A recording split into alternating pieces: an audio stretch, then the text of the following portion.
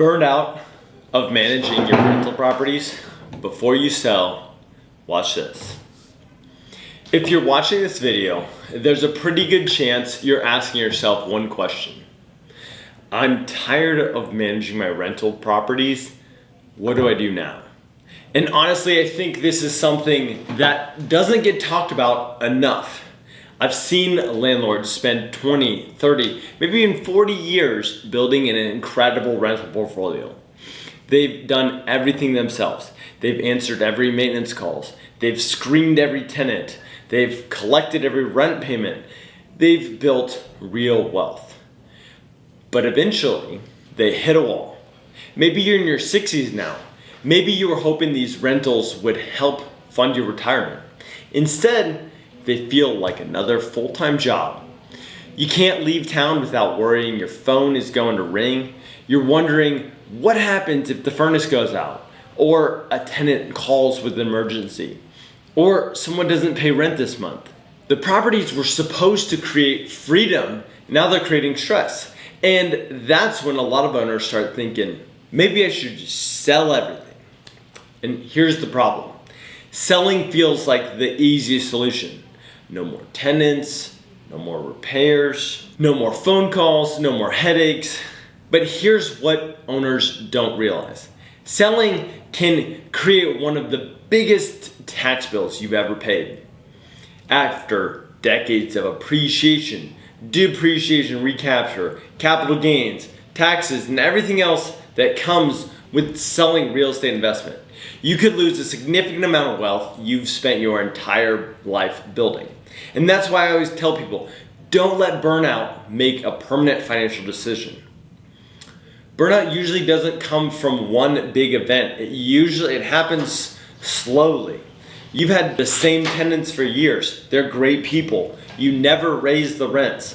Then insurance goes up, property taxes goes up, maintenance gets pushed off because life gets busy. Now, one house needs a roof, another needs HVAC, another has plumbing problems. Pretty soon, you're juggling projects on multiple properties. Maybe you're tracking everything in spreadsheets. Maybe you're collecting rent manually.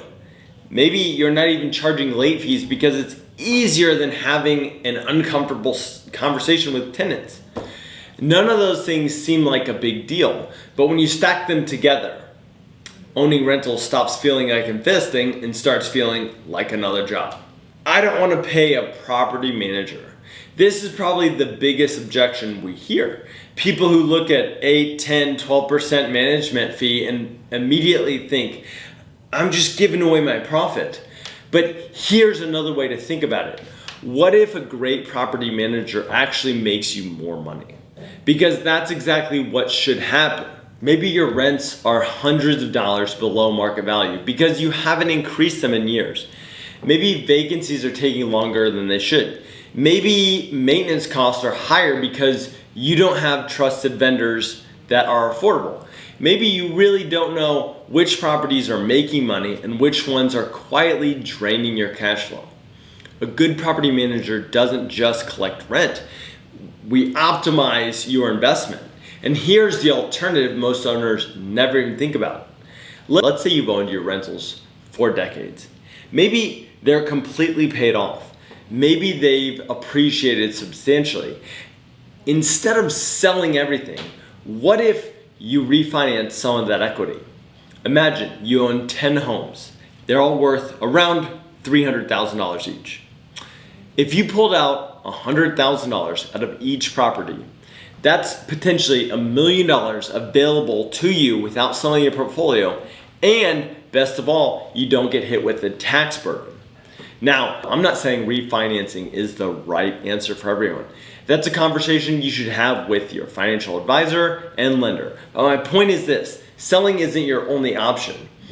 You can often unlock your equity and continue owning your appreciating asset, continue collecting rental income, and let someone else handle the day-to-day headaches.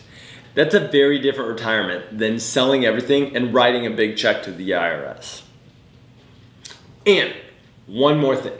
Not all property management companies are created equal. If you hire the wrong one, they absolutely can lose you money. Some of the really large national companies have hundreds or thousands of doors. You may just become another account number. And that's why I believe working with local property management companies matter.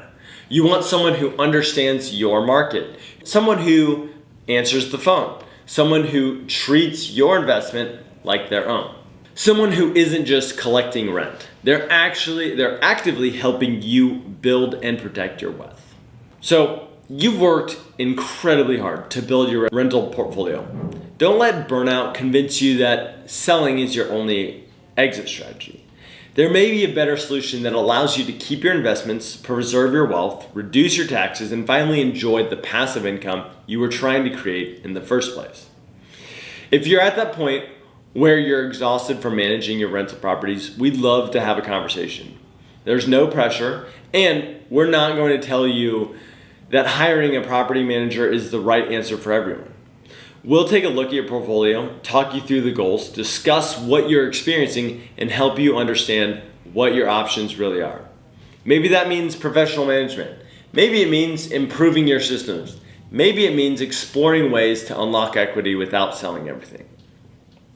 The important thing is making an informed decision before burnout leads you to a choice that you might regret.